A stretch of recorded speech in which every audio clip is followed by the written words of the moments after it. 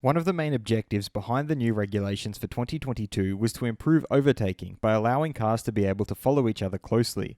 The ongoing preseason test has seen drivers getting the opportunity to test this out, and some of them have given their verdicts as quoted by F1's official website.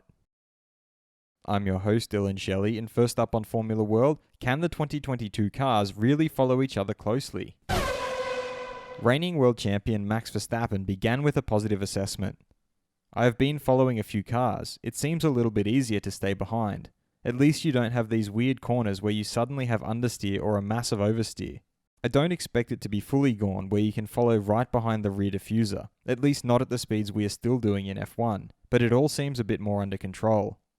Ferrari Charles Leclerc seemed to concur. I tried. It felt a bit better until you get really close. Then you obviously feel the loss of downforce a bit.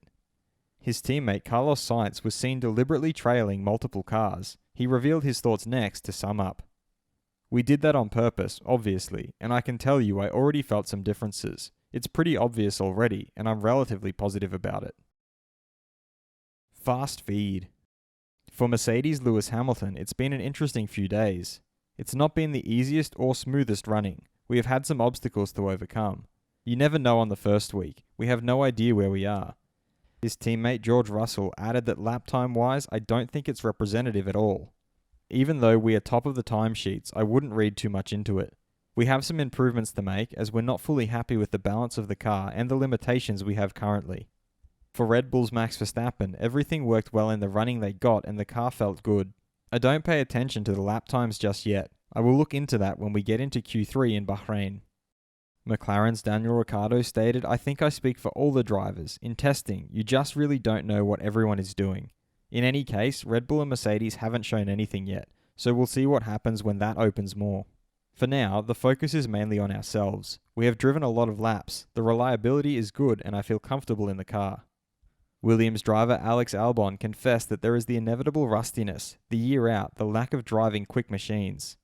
You can train all you want, but you still get that morning ache when you wake up. It's mainly the neck you feel the next day.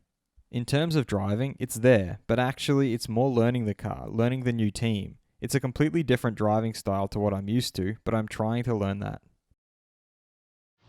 Will there be any surprises in the final results of the season opening Bahrain Grand Prix? And if so, who? Head over to my community page to vote in the poll and let me know what you think in the comments. And if you like this video, feel free to subscribe and check out my others for all the latest in the world of Formula 1.